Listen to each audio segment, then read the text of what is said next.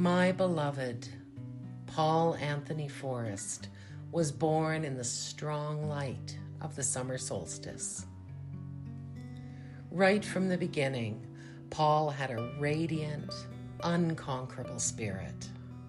He came of age in California of the 1960s and was drafted to serve in Vietnam. He excelled as a soldier, but refused to fight an immoral war. He spent 19 months in a maximum security military prison at 22, 7 of those months in solitary confinement. He was allowed 1 book and chose the dictionary. Later, Paul recalled he survived by memorizing words, especially plants. His case made national headlines, and his court-martial was eventually overturned, paving the way for others to conscientiously object on moral but non-religious grounds. In his defense, Paul cited Mahatma Gandhi. Our greatest ability as humans is not to change the world, but to change ourselves. Paul went on to marry Gail. He designed and built a family home in the big trees of the Pacific Northwest. They had daughter Aiden. Paul used to recall that the first time Aiden fell asleep on his chest, he learned everything about love.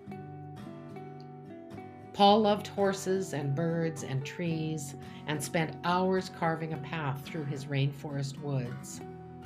He was fiercely intelligent and uncompromising in his values. He was a brilliant photographer who delighted in discovering new music. He was solitary by nature, but I was his person. We met in middle age with a marriage each behind us, but we were crazy kids together.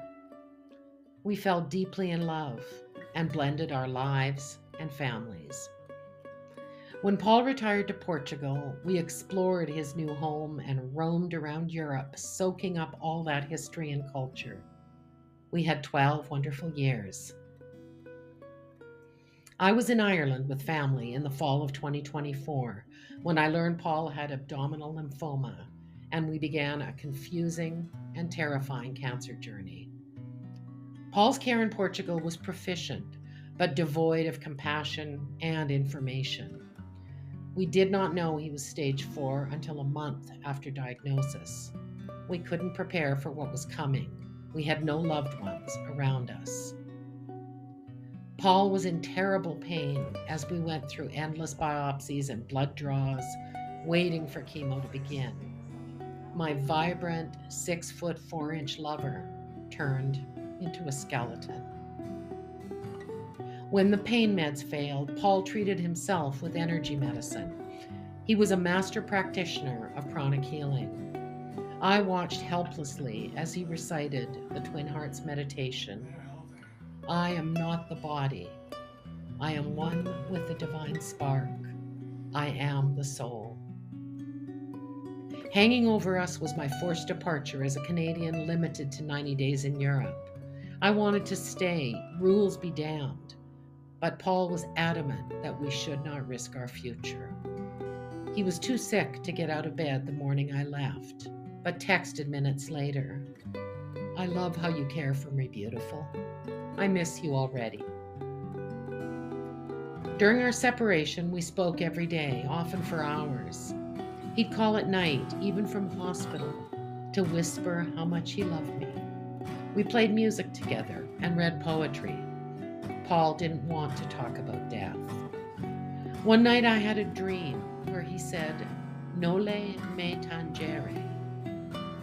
I was mystified, but discovered it's a Latin phrase meaning, "touch me not," apparently uttered by Jesus to Mary Magdalene after the resurrection.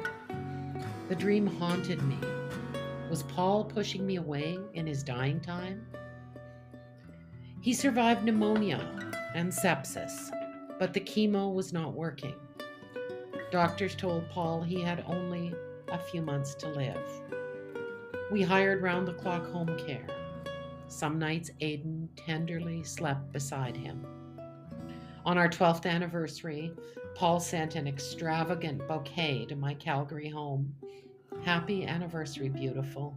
I love you. The last time we spoke, he told me he'd woken to see the March blood moon shining on the ocean outside his bedroom window and knew his mother was waiting for him. Paul died on March 19th with Aidan and her partner Jordan bedside as I was en route to him. I stumbled through a waking nightmare and flew to Portugal during one of the most intense storms in recent history. The next few days were a blur. Incredibly, birds kept landing on his balcony overlooking the Atlantic. They were messengers, but I did not yet understand. I was destroyed by grief and guilt that I had not been with him at the hour of his death. But as I wrote the eulogy, I had a revelation. Paul chose his own death. He protected me, even in his dying time, from the ravages of end-stage cancer. Perhaps he wanted me to remember only his radiance. And I now believe my love was also preparing me and himself for a time when he would no longer be mortal, when we would have to find him, and I do, in the spirit world. Touch me not, for I am ascending to the Father, said Jesus in the garden. There are things you see in life only dimly. In death, they become clear. I see now that nole me tangere means touch me not, but also means I love you. Let me go.